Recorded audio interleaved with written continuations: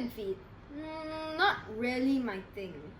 But you should see how my grandmother and her family eat it. So right, they put the chicken feet in their mouth, they move it around everywhere, and then they spit those tiny little bones out of their mouth. But they seem to enjoy it. Hello everyone, I am Anita's grandson. Thank you for watching my grandmother's video. I hope you enjoyed it. Her food is so good, you should try it out by yourself. Please remember to slap that like button, subscribe button, and most importantly, the notification bell for more videos. Bye bye. Yeah, yeah, yeet!